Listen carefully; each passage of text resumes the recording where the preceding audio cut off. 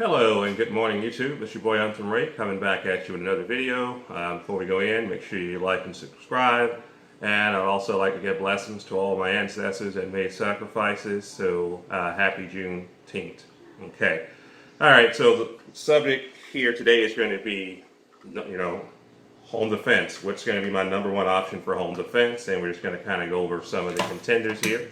So contender number one is going to be the famous Mossberg 598-1 chambered in 12 gauge.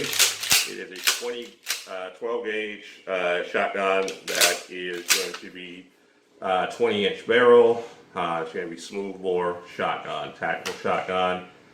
Pretty much has everything I need here, but a flashlight and a sling, to be honest with you, because you have the extra spot here for extra shells, so you can put 2 on each side. And the capacity on this bad boy is going to be 8+1, so it's excellent. Alright, contender number two. This is going to be my security pistol, which is the CZP-10F, the full size. And got the old light upgrade. Love lighting, you guys. I know you love that. But this is going to be my go-to pistol for home defense. It has taken the place of the 8PX for home defense. And this is going to have a capacity of right around set. It's a 20 round, 19 round magazine, so +1, it's 20 rounds, so that's a nice capacity. And we have the AR-15. This is a 16-inch. This is going to be by Diamondback, and all guns have been are safe. I've already checked them. So this is going to be AR-15. It's going to be a 16-inch barrel, chambered in 300 blackout. And the story of me buying this is during the pandemic, I couldn't find an AR-15. And I was not a pandemic buyer. I was just starting my gun collection prior to what happened, and unfortunately I was in the market for an AR-15, and the only thing I could find was 300 blackout, which I'm very happy with the round. I mean, it's expensive, but it'll get the job done in a home situation. And last but not least, Mossberg Shockwave. Love this baby right here. And she is chambered in 20 gauge. So let's go ahead and go in. Alright, so as far as stopping power is concerned, this is going to be numero uno.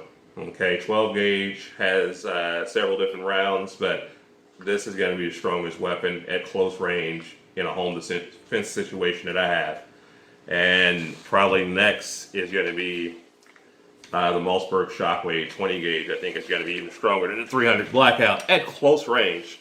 300 blackout is going to come in third place as far as stopping power in a home defense situation. Now, if you want to reach out and touch the one, maybe 100 to 150 yards to 200 yards, this is going to be the better option. But my home is not 200 yards wide. And obviously a 9mm is going to be the weaker load. And let's just kind of take a look at the loads real quick here. All right, and this is a look at the ammo that I'm using. So for 300 blackout, I'm using this Hornady. And as you can see, it's 300 blackout, 125 grain hollow point. And for 9mm, this is all I can find for home protection. But these are hollow points by Federal. 115 grain actually ran through my gun, run pretty good. Don't know the effectiveness of them, but we'll hope never have to find out.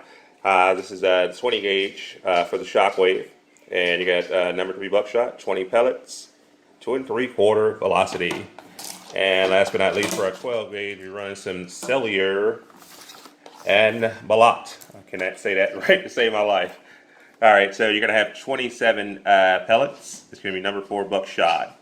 So this is going to be some pretty good stuff. So that is basically it for what I use for the home defense ammo for the 4 loads I use. So we'll just start by the strongest. So this is going to be number 4 buckshot. That's what I use for my loadout for home for my 12 gauge because it has a wider spread at a shorter distance because it has 27 pellets. I use for my Mossberg Shockwave, it's going to be in 20 gauge, and this is going to be number 3 buckshot. It has 20 pellets, and I love spread. Spread is always good. And as far as my 300 blackout, I'm using some of that Hornady. It's going to be 125 grain. And it's going to be a hollow point, and if you get closer, you can see that the actual top is actually hollow. All right, and of course we use some of that Hornady for the 9mm. Always got to have that hollow point. So those are the rounds that I use for each pistol. I'm sorry, each weapon, not pistols, but those are basically the loadouts that I use for home defense. All right, guys. So now that we talked about the different calibers, we're going to talk about strengths and weaknesses. We'll start with the pistol. The biggest weakness is going to be that it's going to be the hardest to aim because you only have 2 points of contact, and the caliber is going to be weaker. So you probably more than likely have to put more than one in a bad guy to put him down. You know, every once in a while you get lucky, get that shot center mass, and you hit that right artery at the right time. But in more cases than not, you're going to have to shoot a person multiple times with a pistol. But the good thing about it, the plus, is that it's the maneuverability. I mean, you can get around corners easily. You can use it with one hand, so if you have to gather, any family members, you can use that extra hand. And you can also use that extra hand to ward off intruders. Let's see. Let's talk about the Mossberg Shockwave. I would say the plus would be it's very compact. It's very compact in a shotgun type formula. However, the bird's grip makes it harder to aim because you cannot put the stock on. You actually have to hold the gun out, and you actually have to look down the bead. And believe me when I tell you, if you have not practiced with this, it is very hard to shoot, but once you actually get a little practice with it, it's doable. All right, so we'll talk about the strengths and weaknesses of the 590 A1, and the biggest weakness is going to be the length. I also want to tell you too, the capacity is probably going to be a downside on the Mossberg Shockwave because it's a 5+1, it gives you 6. However, you get pellets that spread.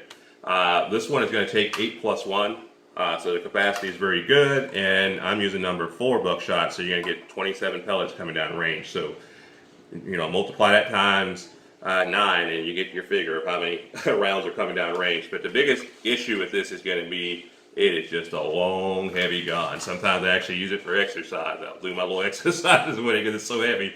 But it's very effective once you learn how to run it.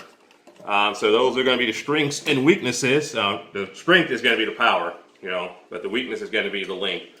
And on the AR-15, it's actually going to be, of course, the length as well. And also maintenance. You really, really have to clean these things pretty much every 200, 300 rounds. I try to clean this thing out. But the strength is going to be, it's very, very accurate when you put on a red dot. You would probably want to put on iron sights to really set it up for home defense. But it's very, very accurate, and the capacity. You have 30 rounds. So if you're a person that wants to spray and pray, and also too, in a self-defense situation, again, you're probably not going to shoot as good when you're shooting at a moving target under a stressful situation. So I would never hold that against a person if you shoot and miss someone in a self-defense situation. So those are basically the strengths and weaknesses of the guns.